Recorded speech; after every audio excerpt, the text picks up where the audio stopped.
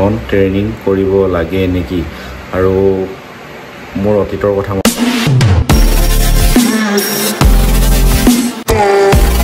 hello' guys good morning আৰু এইকেইদিন কি হৈছে জানো সঁচাকৈ বতৰটো যে ইমান মানে সলনি হৈ গৈছে কি কৰিম আৰু ভাবিলোঁ আজি সময় পাইছোঁ অলপ সেইকাৰণে আপোনালোকৰ কেইটামান কমেণ্টৰ ৰিপ্লাই দি দিওঁ বুলি আৰু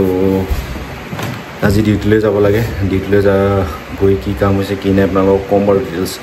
ডিটেইলছ দিম আপোনালোকক বেছি দেৰি নকৰি বলক ভিডিঅ'টো আৰম্ভ কৰি দিওঁ ভাইটিজনৰ কমেণ্টটো এনেকুৱা ধৰণৰ যে ৰিগত ফাৰ্ষ্ট জইন কৰিলে 6 মান্থ ট্ৰেইনিং কৰিব লাগে নেকি আৰু মোৰ অতীতৰ কথা মনত পেলাই দিলে একদম কি হয় মই যেতিয়া প্ৰথম জইন কৰিছিলোঁ তেতিয়া মানে ট্ৰেইনিঙত বুলি থৈ দিয়ে 6 মাহ 7 মাহ এনেকৈ ধৰণে থৈ দিয়ে আপোনাক তেতিয়া চেলাৰীটো মানে যিমান ধৰি লওক আপুনি 10,000 পায় গোটেই 10,000টো নিদিয়ে তাত আমাৰ 7,000 6,000 এনেকৈ দি থৈছিলে আগতে আপুনি যদি প্ৰথম ফ্ৰেছাৰ্ছ মানে একেবাৰে নতুনকৈ জইন কৰে তেতিয়া ট্ৰেইনিং হিচাপে থৈ দিয়ে আৰু চেলাৰীটো মানে এনেকৈ কাটি পিনে থৈ দিয়ে কিন্তু আজিকালি তেনেকুৱা নহয় আপোনাক ট্ৰেইনিং হিচাপে থৈ দিয়ে আগতে যেনেকৈ একদম 3,000 4,000 এনেকৈ কাটি থৈছিল তো তেনেকুৱা ধৰণৰ নহয় আজিকালি আপোনালোকৰ ট্ৰেইনিং বুলি যদি থৈ দিয়ে তেতিয়াহ'লে যিজন এজন মেকানিক হওক ইলেক্ট্ৰিচিয়ান হওক তো আপোনাতকৈ ছিনিয়ৰ থাকে নহয় জানো তাতকৈ 2 টকামান আপোনালোকক কম দিব পাৰে তো আৰু কম দিব আৰু সেইটো আপুনি একচেপ্ট কৰিব লাগিব কাৰণ আপুনি নতুনকৈ সোমাইছে ফাৰ্ষ্ট জইন কৰিছে এজ এ ফ্ৰেছাৰ্ছ হিচাপে ট্ৰেইনিং হিচাপে সোমাব লাগিব নহয় জানো আপুনিতো ৰিগৰ বিষয়ে কোনো ভালকৈ কাম নাজানে যদি নাজানে তেতিয়াহ'লে সেইটো আপুনি একচেপ্ট কৰি ল'ব লাগিব যে আপুনি ট্ৰেইনিঙত সোমাইছে আৰু পইচা 2 টকামান দিলেও যে সেই মোক কেলৈ পইচা 2 টকামান কমকৈ দিছে বুলি তেনেকৈ আপুনি মানে কামটো এৰি থৈ নাহিব এৰি থৈ আহিলে মানে বহুত ভুল কৰিব তো গতিকে ভাইটিজনে খুব ধুনীয়া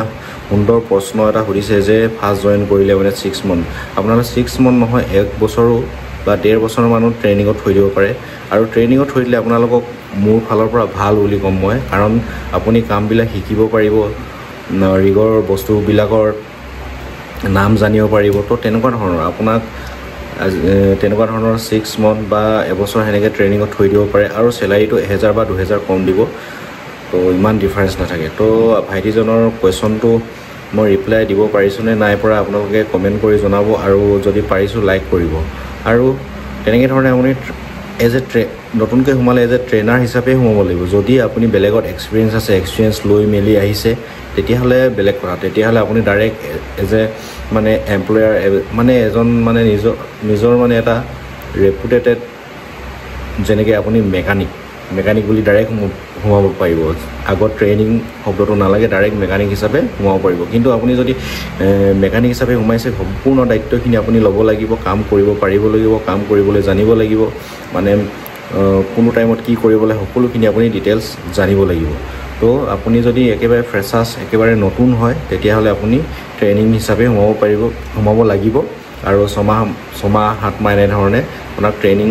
দিয়া হ'ব যে কোনটো সময়ত কি কৰিব লাগে তো বুজি পাইছে কথাটো ইয়াত অকণমান চেলাৰীটোৰ ওপৰতো ডিপেণ্ড কৰে সেইটোৱে বেছি মানে ডিফাৰেঞ্চ নহয় 1,000 বা 2,000টো ডিফাৰেঞ্চ হয় তো বুজি পাইছে কথাটো তো তেনেকুৱা ধৰণৰ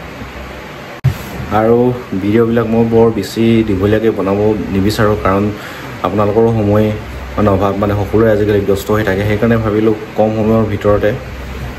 ভিডিঅ'বিলাক বনাবলৈ চেষ্টা কৰোঁ আৰু এই ভিডিঅ'টোৰ লাষ্ট আৰু শেষৰ কমেণ্টটো ল'বলৈ বিচাৰিছোঁ ভাইটি এজনে সুধিছে তলত দিয়ে দিছোঁ মই সুধিছে যে ড্ৰিলিং ৰিগ ভালনে ৱৰ্ক অভাৰ ৰিগ ভাল ইয়াত ভাল বেয়া বুলি কোনো ধৰণৰ প্ৰশ্ন নাহে দুইটা ৰিগেই ভাল এইটো মই শ্বৰ্ট ভিডিঅ' দিছিলোঁ বাৰু দুইটা ৰিগেই ভাল আৰু দুইটা ৰিগতে চেলাৰী ছেইম দিয়ে বুলি ক'লেও আজিকালি বেয়া নহয় 1,000 বা 2,000হে ডিফাৰেঞ্চ থাকে কিন্তু হাই ৰেংকৰ হাই পষ্টবিলাক কিন্তু বহুতখিনি ডিফাৰেঞ্চ থাকে তো আপুনি ড্ৰিলিঙত কাম কৰিলে আপোনাৰ প্ৰফিট হ'ব প্ৰফিট মানে আপুনি কি হয় ড্ৰিলিং ৰিগটো ডাঙৰ হয় আৰু ৱৰ্ক অভাৰ ৰিগটো সৰু আৰু পাৰ্থক্যও কৈ দিছোঁ আৰু ড্ৰিলিং ৰিগটো হৈছে একেবাৰে ফ্ৰেছ য'ত মানে আপুনি মাটি এডোখৰ দিলে তাত নতুনকৈ তেল উলিয়াব লাগে নতুনকৈ খান্দিব লাগে তো তেতিয়া যাব ড্ৰিলিং ৰিগটো যদি ৱৰ্ক অভাৰ ৰিগটো হৈছে আগতে ড্ৰিলিঙে কাম কৰি থৈ যোৱা সেই অইলটোত প্ৰেছাৰ নাই অইলটো মানে কিবা হৈ গৈছে ক্ৰিটিকেল হৈ গৈছে তো তেতিয়া ৱৰ্ক অভাৰ ৰিগ যাব তাত ৱৰ্ক অভাৰ কাম কৰিব আৰু ৱৰ্ক অভাৰ ৰিগটো হৈছে গাড়ীৰ ওপৰত থাকে আৰু চাইডত দিয়ে দিছোঁ গাড়ীৰ ওপৰত থাকে তো তেনেকুৱা ধৰণৰ কাম কৰে আৰু ভাল বেয়া বুলি ক'বলৈ একো নাই কিন্তু ড্ৰিলিঙত কাম কৰিলে আপুনি ৱৰ্ক অভাৰত কাম কৰিবলৈ অলপ সহজ হয় বুলি কয় আৰু মই ৱৰ্ক অভাৰত কৰি পোৱাগৈ নাই কিয়নো ড্ৰিলিঙৰ ইকুইপমেণ্টবিলাক ডাঙৰ আৰু ড্ৰিলিঙত বহুতখিনি ইকুইপমেণ্ট থাকে ৱৰ্ক অভাৰতকৈ বহুতখিনি ইকুইপমেণ্ট থাকে আৰু ইঞ্জিন চিঞ্জিনবিলাক বহুত ডাঙৰ ড্ৰিলিঙত কিন্তু ৱৰ্ক অভাৰত ইমান ডাঙৰ ইঞ্জিন নাথাকে ইমান মানে কাম থাকে কিন্তু ড্ৰিলিঙতকৈ ৱৰ্ক অভাৰত কামটো অলপ কম আৰু কি হয় ড্ৰিলিঙত বহুতখিনি অপাৰেশ্যন থাকিবে কিন্তু ড্ৰিলিঙতকৈ ৱৰ্ক অভাৰত অপাৰেশ্যনবিলাক কম আৰু ইঞ্জিন মানে ইকুইপমেণ্টবিলাকো কম তো তেনেকুৱা ধৰণৰ ইয়াত কোনো ভাল বেয়া বুলি ক'বলৈ কোনো নাই ভাল দুইটাই ভাল কিন্তু ড্ৰিলিঙত কৰি যদি আপুনি ৱৰ্ক অভাৰলৈ যায় অলপ সহজ হয় আপোনালোকলৈ তো বুজি পাইছে কথাটো তো আজি ভিডিঅ'টোত ইমানখিনিয়ে বেছি দীঘলীয়া নকৰোঁ যদি ভিডিঅ'টো চাই ভাল লাগিলে আপোনালোকৰ তেতিয়াহ'লে লাইক কৰিব আৰু চেনেলটোলৈ নতুনকৈ আহিছে যে ছাবস্ক্ৰাইব কৰি থ'ব আৰু আপোনালোকে কমেণ্ট কৰি থাকিব তাৰ ৰিপ্লাই দিবলৈ মই চেষ্টা কৰি যাম আপোনালোকক দি যাম জয় অসম